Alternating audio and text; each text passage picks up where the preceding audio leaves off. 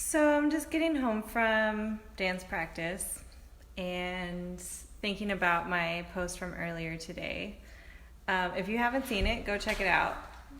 I'm curious if other people have had similar experiences. And actually, I know that quite a few have because this came up a lot in the female experience interviews that I did.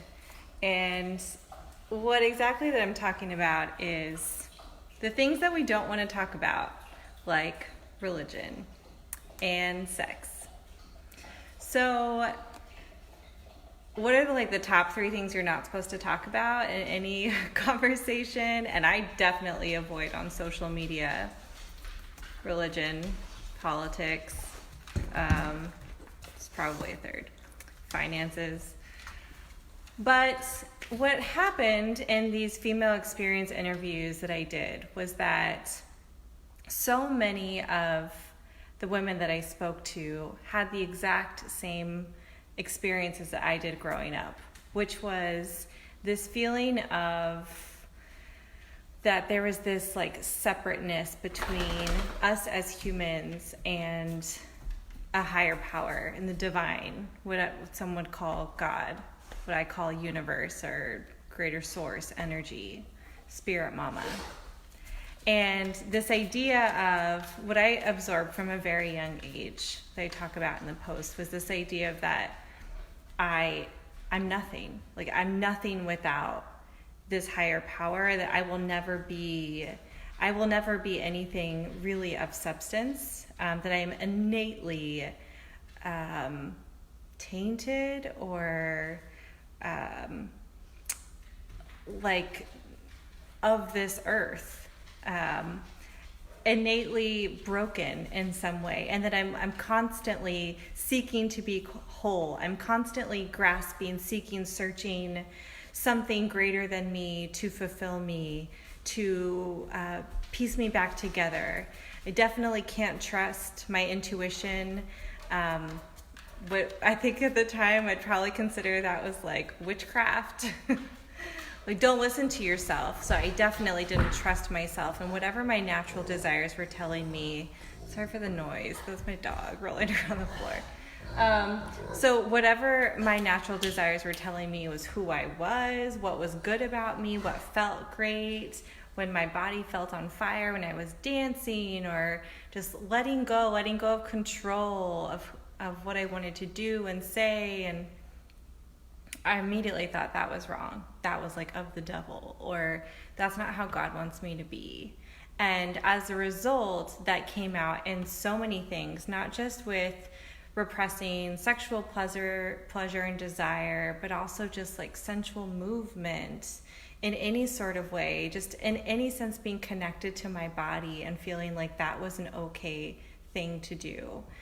And anything that really gave ecstatic joy and pleasure, which could even just be being at a very heightened sense of joy, having fun. I felt like this is not okay. This is not what God wants for me. We're supposed to be always in control and always doing everything for Him, because we are constantly trying to be better for Him because of the price that His Son paid on the cross for us and all of this. So this was my upbringing. This is the message that I absorbed at church and from the people around me. And I thought never spoke about this to anyone because, well, one, I'm far removed from that now, but I just figured, well, I'm sure I'm the only one. And I just want to kind of put that behind me. And if anyone knows me now, you'd probably really be surprised at what I'm saying. Because that's not who I am now. It definitely feels like my past life. But the reason I'm bringing this up now, and so important in the sensuality movement that I've created, is because in these female experience interviews that I conducted, this came up again and again, where women said, I totally relate to what you're saying. I had the same experience growing up. And I always thought that my natural desires were somehow wrong. There was something innately wrong with me, that these things felt good and gave me pleasure. And you have to look at that and think, well, if so many of us are experiencing the same things and coming to a place where we recognize it was not helpful and actually destructive in not being able to accept our full identities and ourselves and all this, self-criticizing, then why are we continuing to raise kids in that way? Or why are we continuing those self-destructive behaviors or thoughts about ourselves? And why don't we do something to change that? Why don't we find a new way of loving ourselves, of accepting ourselves, and recognizing that, wait a second, if this person or divine source that you call God gave us these natural desires, then they must be there for a reason. They must be there to tell us something about ourselves, something that is beautiful and natural and should be accepted, not something that is tainted or dirty or wrong in any sort of way. So I know this is a difficult topic to talk about, and this is why I love you too, girl. Thank you, Fatih. This is why I'm talking about it, because the silence only breeds more self-destructive behaviors, only more thoughts of I'm the only one and I'm alone in this. And in fact, you're not alone at all. So I encourage you to also have courage and confidence in yourself to speak up and talk to other people about it, and to comment on this video and tell me what have been your experiences. And when we all come together and share our different viewpoints, whether you agree with me or not, please, even if you don't agree, comment as well. I want to hear all viewpoints.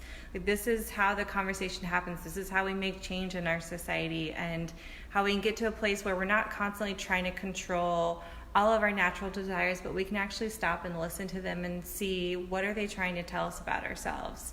What's important for me? Maybe it's that they're telling me I need more adventure in my life. I need more mystery. I need more risk, or I need more joy, or whatever it is for you. They're telling you something. So please leave me your comments below. I'd appreciate that. I love you all. Have a good night.